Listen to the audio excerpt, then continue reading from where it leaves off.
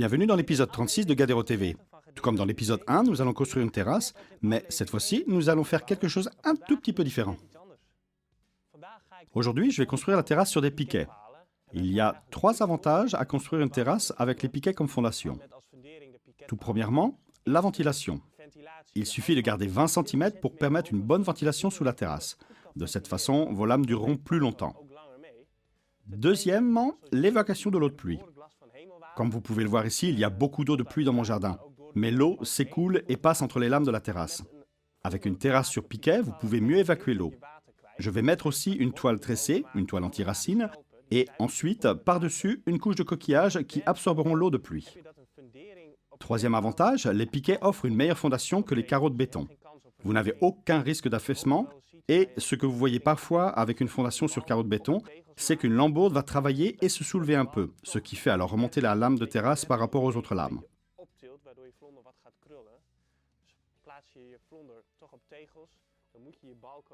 Si vous décidez de quand même placer votre terrasse sur une fondation en carreaux de béton, alors assurez-vous de bien fixer vos lambourdes au carreau, ce qui ne sera pas évident à faire.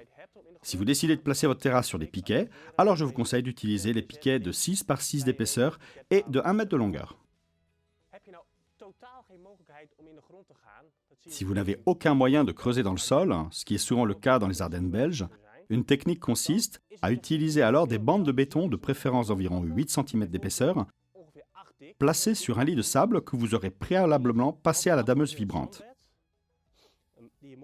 Placez alors vos lambourdes directement sur ces bandes de béton. Percez les lambourdes avec une mèche à bois, puis percez la bande de béton avec une mèche à béton.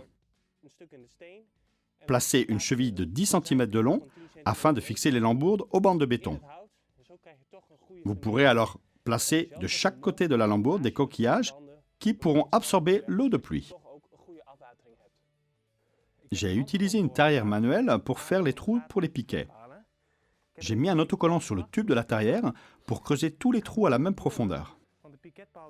Je vais forer assez profondément car moins les piquets seront enfoncés, plus je devrais taper dessus avec bien sûr le risque qu'ils se fendent sous les coups de masse. Il se peut que vous ne puissiez pas creuser plus loin dans le sol avec la tarière. Dans ce cas, il vous faudra alors inévitablement couper la tête du piquet afin qu'il dépasse du sol de la même hauteur que les autres piquets. Il est important que les piquets soient enfoncés au moins de 70 cm dans le sol pour éviter que, par gel hivernal important, les piquets ne ressortent du sol partiellement.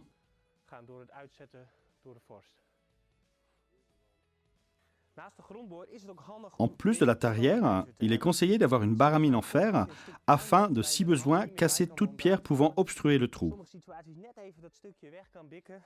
Vous pourrez aussi utiliser cette baramine afin de repositionner le piquet qui peut, sous le coup de masse, s'être dévié un peu dans le trou.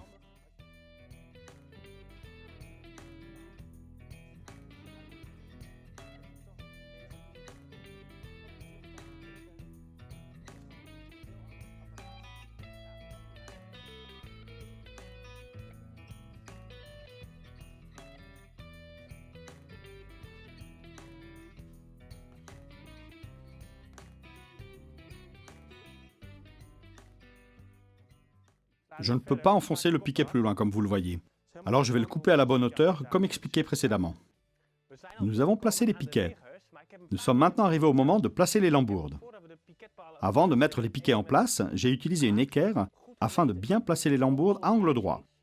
J'ai pour cela pris comme référence le bord de la façade, mais aussi le mur ci-contre. Comme le mur ci-contre n'est pas à angle droit avec la façade de la maison, nous avons décidé avec le client de placer la terrasse perpendiculaire à l'intérieur et non pas parallèle au mur. Nous allons placer les lames parallèles à la façade pour rendre les espacements entre les lames moins visibles depuis l'intérieur.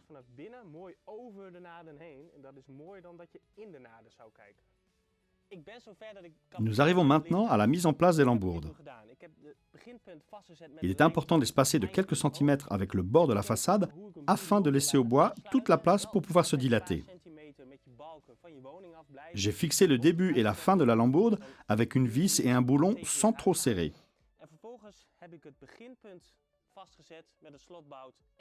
Avec un long niveau à bulles, je vérifie que la lambourde est bien de niveau, avec encore la possibilité d'appuyer dessus si besoin, puis de serrer le boulon une fois que tout est bien de niveau. Comment placer une lambourde? Nous avons placé une pince aux deux extrémités de la lambourde. Avec le niveau à bulles, nous contrôlons que tout est bien de niveau, tant horizontalement que verticalement.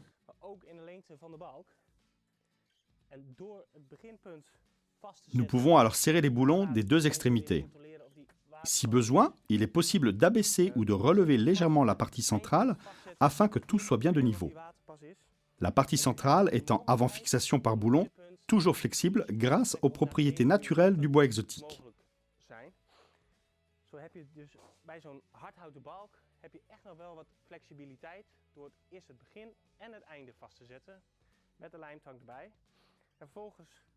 Nous pouvons alors pré-percer avec une mèche de 9 mm afin d'y insérer par la suite une vis M8 de 120 mm. Comme dit précédemment, laissez de la place entre la lambourde et la façade car le bois travaille. La plupart des clients choisissent des lambourdes d'une épaisseur de 4,5 par 7,5 en combinaison avec des piquets de 6 par 6 cm d'épaisseur. Ce boulon M8 par 120 mm s'adapte parfaitement. Le M8 correspond à l'épaisseur. Le 120 correspond à la longueur, soit 120 mm. Il passe exactement dans les 4,5 cm de la poutre et dans les 6 cm d'épaisseur du piquet. Puis viennent la rondelle et le boulon pour serrer le tout. Veillez à faire un va-et-vient avec la perceuse pour ne pas que la mèche s'abîme à cause de la chaleur.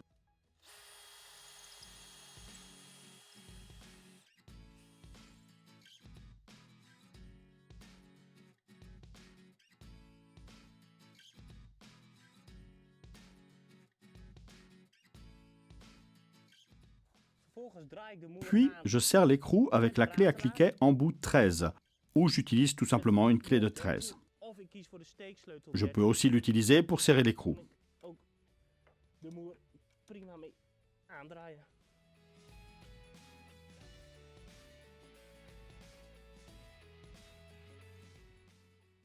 Normalement, l'idéal est de couper les lambourdes plus tard, lorsque les lames sont en place, afin de savoir exactement où se trouve le point final. Nous n'avons pas beaucoup de place ici, donc nous devons couper les lambourdes. D'après nos calculs, avec une lame de 14 cm de large, plus les espaces nécessaires, nous devrions finir parfaitement droit au bout des lambourdes. Si vous avez la possibilité de laisser les lambourdes dépasser, alors faites-le, essayez-les plus tard.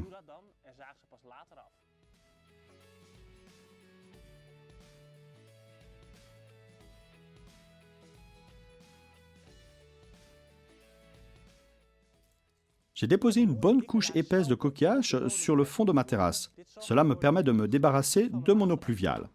J'ai utilisé 3 sacs par mètre carré.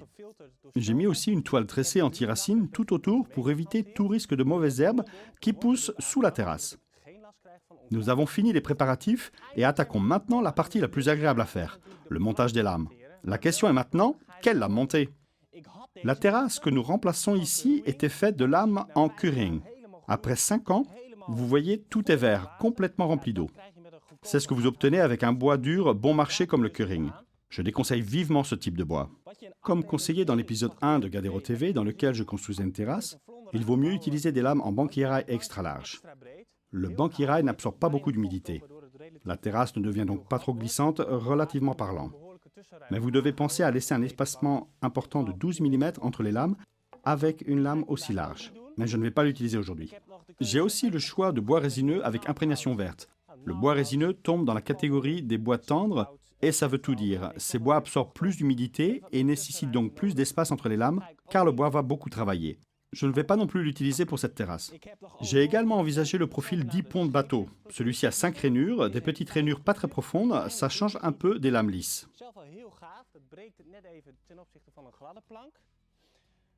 Nous avons cependant choisi de prendre autre chose. C'est une qualité supérieure à celle du banquirail en termes de segments. C'est l'IP du Brésil. Comme il travaille très peu, nous avons besoin de moins d'espace entre les lames, 8 mm sont suffisants.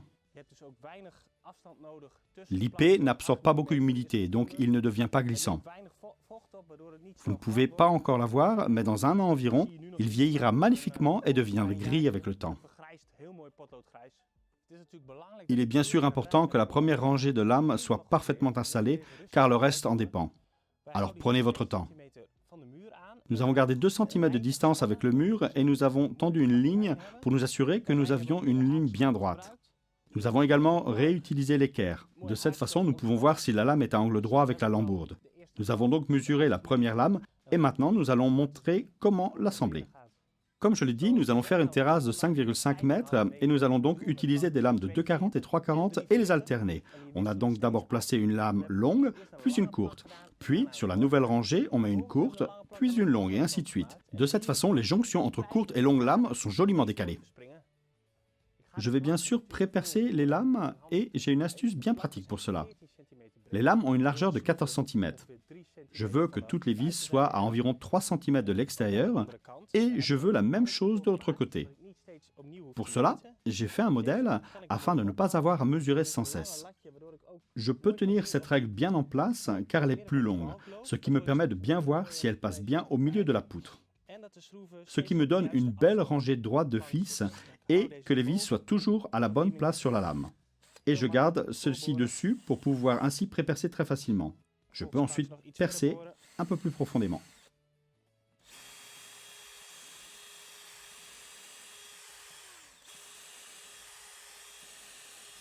Bien percer avec un mouvement de va-et-vient pour ne pas casser la lame. Ensuite, j'utilise une perceuse avec une mèche à fraiser pour que la tête de la vis s'enfonce alors un peu plus dans le bois, ce qui est plus esthétique. Je garde la perceuse juste au-dessus du trou sans appuyer. Je fraise légèrement pendant 3 secondes.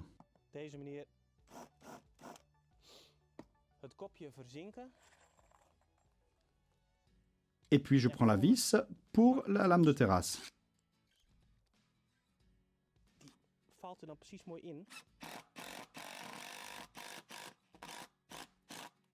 Comme vous pouvez le voir, la vis de terrasse disparaît joliment dans la lame.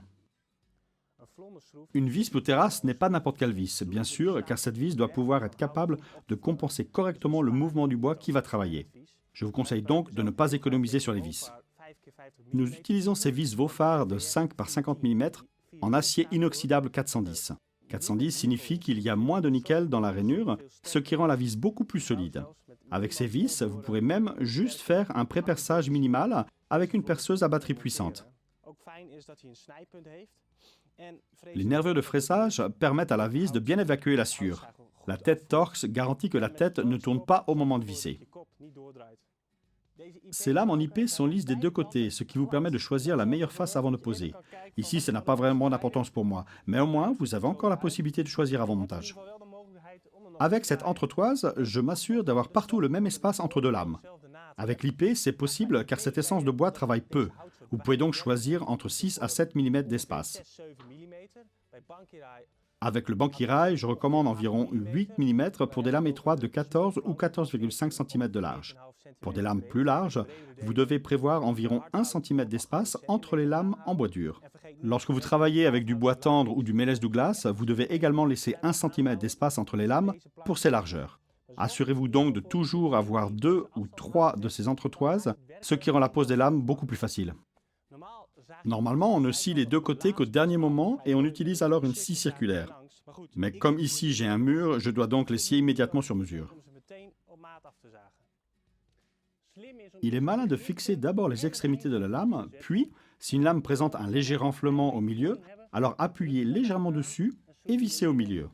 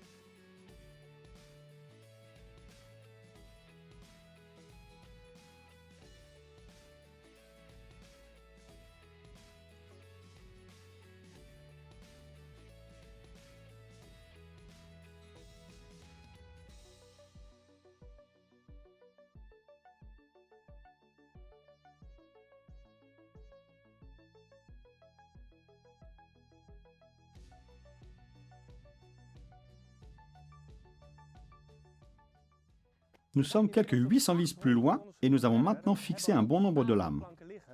Sur ce côté, vous pouvez voir que nous pourrons plus tard utiliser la scie circulaire pour couper les lames afin d'obtenir un côté bien droit. Un conseil pratique, assurez-vous d'avoir 4 ou 5 boîtes de vis sur votre terrasse. De cette façon, vous aurez toujours des vis sous la main, ce qui vous évitera de devoir constamment vous déplacer pour aller les chercher. Un autre conseil, ne marchez pas encore avec des chaussures sur votre terrasse, surtout si vous comptez la huiler par la suite. La meilleure façon de marcher sur votre terrasse est de mettre des chaussettes épaisses. Il faut vraiment éviter au maximum de salir les lames avant de les huiler. Si vous réalisez une grande terrasse comme celle-ci, il est bon de tendre une ligne de temps en temps pour vérifier si les planches sont toujours bien alignées. Je mesure la distance de cette rangée et je fais la même chose de l'autre côté. De cette façon, je peux vérifier si l'extrémité est toujours exactement là où je veux qu'elle soit.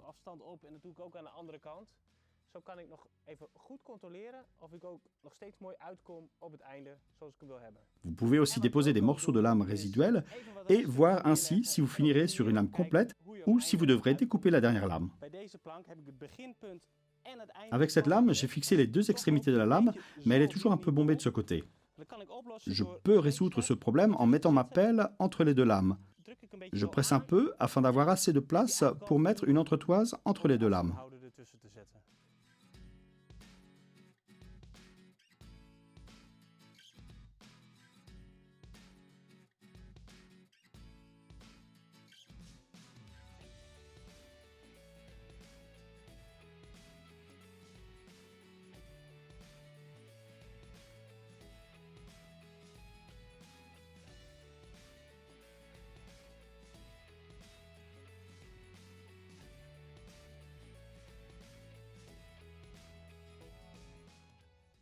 La dernière lame est en place. Nous allons donc maintenant faire la finition des bords.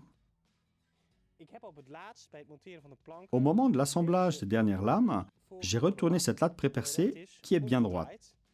Et de cette manière, j'ai également aligné les vis que j'avais préalablement posées. Vous voyez alors que vos vis sont toujours à la bonne distance du bord de la lame, mais aussi que toutes vos vis sont sur une ligne bien droite.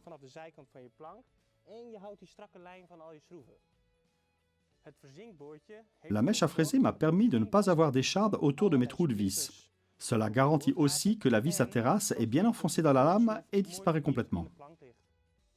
La finition des bords, vous pouvez voir que nous avions bien mesuré nos lambourdes car elles finissent exactement en bout de lame.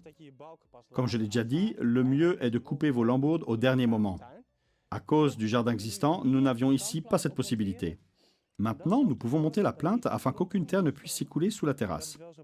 Nous avons choisi une lame moins belle que les autres, car au final, elle sera moins visible. Cette lame en guise de plinthe vous assure une belle finition.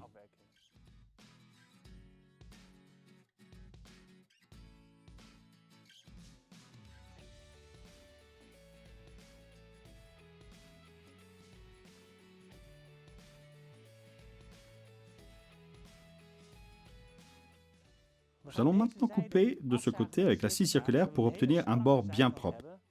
Nous avons commencé ici avec l'équerre le long de la lame. Nous avons dessiné une ligne au crayon de bois tout au long. Et ce que vous pouvez aussi voir ici, c'est que la lame déborde de quelques centimètres sur le côté, ce qui est bien, mais pas trop, car sinon la lame devient alors vulnérable à cet endroit.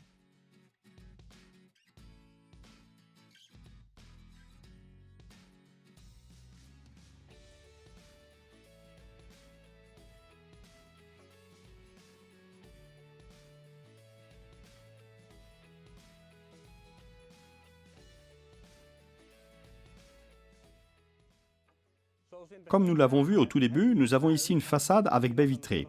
Nous allons donc fabriquer un petit rebord sur mesure. Pour cela, nous avons scié une lame en deux. Elle s'attache bien ici sur le côté. Nous veillons à rester à une bonne distance de la maison. Même si cette demi-lame se dilate un peu, elle ne touchera pas la maison. Il s'agit de bois d'IP, un bois qui travaille peu, mais là aussi, au cas où, nous laisserons environ 1 à 2 cm afin de ne pas toucher la façade. Le bord est bien droit maintenant, nous pouvons le visser, comme nous l'avons fait pour toutes les autres lames.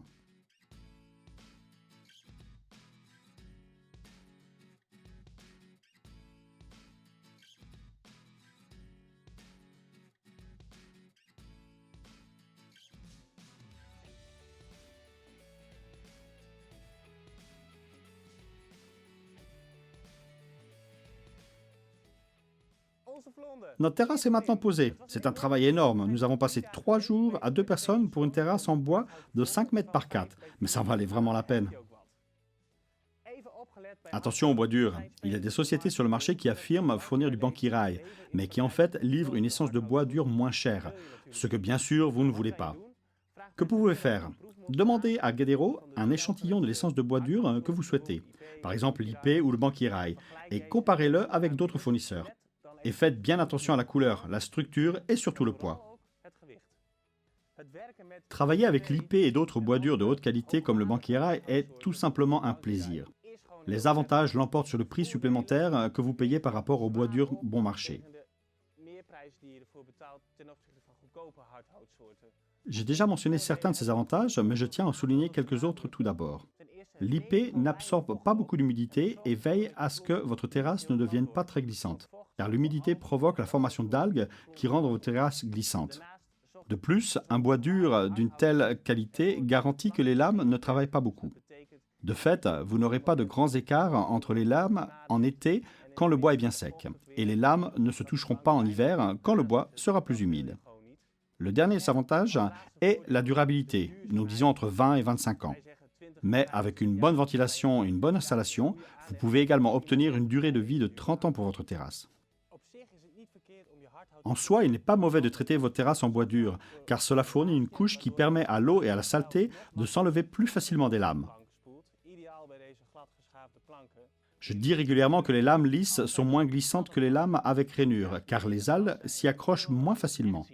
Je vais maintenant vous le démontrer en courant sur ma terrasse qui vient d'être mouillée.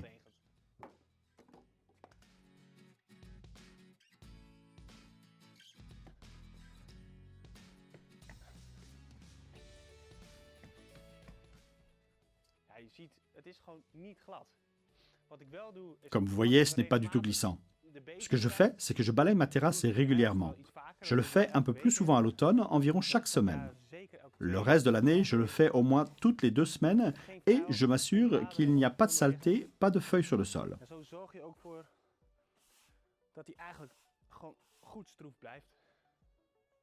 Voulez-vous savoir quel matériau j'ai utilisé dans cet épisode?